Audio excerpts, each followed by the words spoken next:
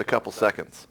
Yeah, and one thing I don't think is ever stated enough is that TT1 also has a lot of problems with nerves at tournaments. Regularly, he'll talk about how he can't sleep, before his tournaments, especially when he's having to wait around for his match to begin. That tension is very, very hard for him. So often we talk about the styles of the two players beforehand, but again, this really feels like a battle of two players against themselves. Can Idra not go on tilt and make any big mistakes? Can Payam play well enough? Or excuse me, can TT1?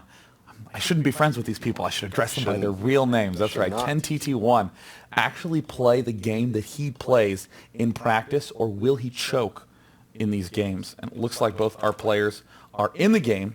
And Sean, before we actually get that match started, if you do have a Twitter account, go ahead and tweet at @itmejp at Day9TV. Include that hashtag right there. Tell us how you like the stream. Tell us how you like these players. Who are you cheering for? Just give us a big shout out there on Twitter. Game has been started, Sean. It's going to be on MLG Metalopolis, where we do know the early expand seems a little bit risky. But TT1 has showed us time and time again that he knows how to do that defense. Idra, of course, solid no matter what the map, no matter what the positions. Game 1 is starting right now. An elimination match. Whoever wins this game will advance forward. Whoever loses this game is out of the tournament. We have Fnatic TT1 spawning as the blue Protoss here on MLG Metalopolis at the 3 o'clock position. And his opponent, the red Zerg from Team Evil Geniuses. It's going to be Greg Idra Field spawning at the 9 o'clock position. Now, EG is in a very interesting position. They're one of the first North American teams ever to have a full-time pro house. There, I believe, are 6 of the 7 team members of EG living in that pro house, training at least 8 hours a day. So Idra not only is a talented player in his own right, not only can sort those strategies out individually, but has had that opportunity to practice in that hardcore environment. You see the same pylon placement that we saw from TT1 the other day.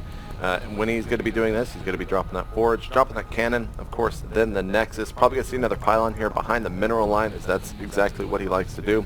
EG Idra, on the other hand, is he going to be going for that quick 15 hatch, or is he going to be a little bit safe and go for the 14 pull, 14 gas? We're going to find out here as he is quickly approaching those supplies. Hilariously enough, almost any early hatch attempt can be blocked by a forge planted at almost any time. Yeah. So we see Idra going for that pool on 14, not going to be getting his hatchery first. We do see that TT1 is doing that good old probe harassment at the mineral patch. He's circling around it, and then what he's going to do is he's going to mine the minerals right before the drones do. Try to do a little bit of whacking damage, pull back to let the probe heal, and TT1, an extremely fast player, playing up at 334 average APM. Now, EG Idra has not taken his gas just yet. This might mean that he's going to get a quick third hatchery. We'll have to find out, though. Oh, the pylon going down from TT1, and this would definitely mean that EG Idra might go ahead and expand over at the 11 o'clock position in just a couple of seconds. And we see the drone going off that way almost immediately, jumping back over into TT1's base. The forge is down, the Nexus just being put down. We do not have that second pylon yet, so we might be seeing that soon. The forge is going to finish. Probably see a cannon right in front of that pylon. I'm almost hoping he builds a gateway first, because that's always a sign of a player who gets it, you know. There's a cannon. Let me back up about a player who gets it statement. TT1, you don't get it. What are you doing? TT1 has a problem with getting it, ladies and gentlemen. Well, there's this moment in time. Well, of course, he does have to worry about the backdoor side of this base. But there's a lot of players who will build the early forge and they'll just go into autopilot and they'll immediately build the cannon and then immediately build the Nexus thereafter. But a lot of good players build this forge early just so the few handful of builds that can get a few Zerglings out early, he can deal with those. Now, we did see an 8-ling run by the other day in a match, so that was pretty crazy when Ostoji actually did that. But going back over into the game, Sean.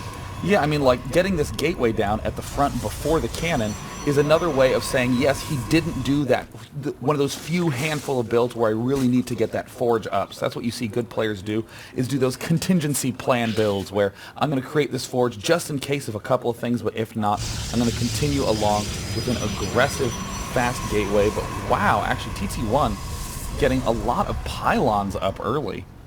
If you look at his supply, it's 20 of 44 with another pylon on the way. The gateway has been put down, and the Queen is going to have the longest trek to a hatchery in the Queen's existence. It did kill that scouting probe of TT1 very, very late.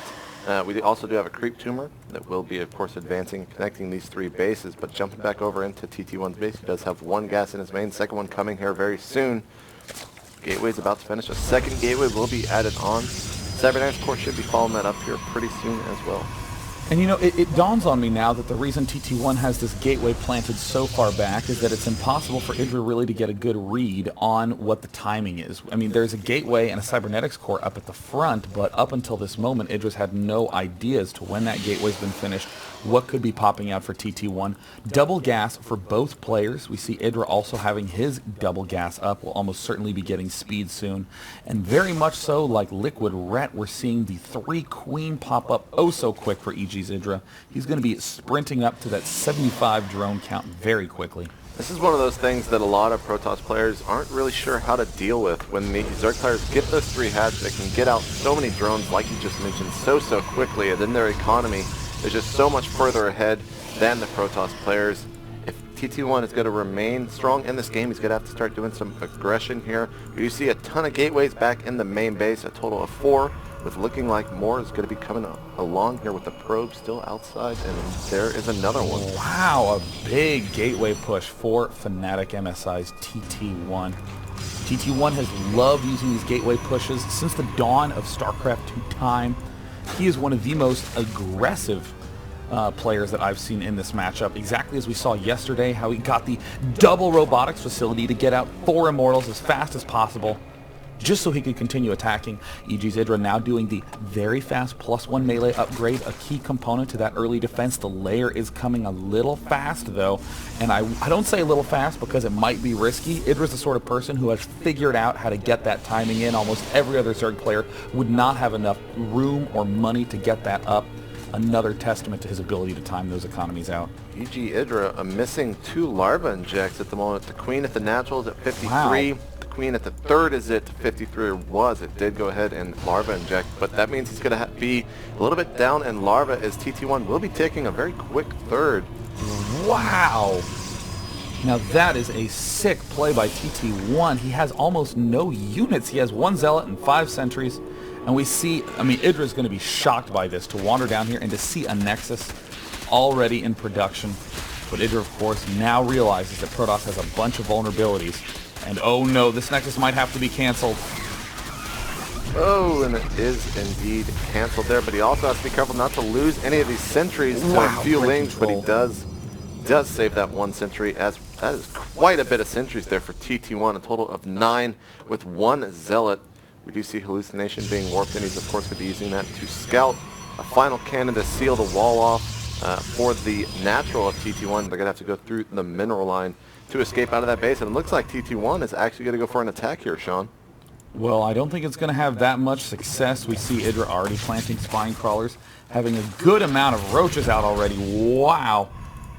And TT1 does an almost wall off here. There's actually a little bit of space there at the back side. There's 1 stalker from TT1 allowing him to advance forward. Now that he has these stalkers out, he will be likely planting down a hallucinate to get a good sense of that vision that's around. And there he completes the wall off the backside. He is up to 10 gateways right now. That is so freaking many. Now TT1 saw how far out that creep was and did not want to engage. We see the forward pylon dying there to a handful of lings. They also have that very, very quick melee upgrade for the lings. The roaches here are becoming very, very huge amounts, and we also have an infestation pit going down. But Sean, 73 probes for TT1. He has more workers than the Zerg. I mean, you never see that. That is outrageously fast. I mean, we just hit 12 minutes. TT1's literally treating himself like a Zerg player, getting up a ridiculous amount of economy. There's the Immortal popping out right now. I mean, TT1 playing extremely unusually. The only really big vulnerability is his main at this point, as he has that natural expansion fairly solidly walled off. Now, with that many probes, Sean, what is that going to do to his army size at this stage of the game? We look at the unit counting station, 82 drones for EG Idra, and 78 probes. Like you said, can't be friends with the players, man. 80 true. probes now,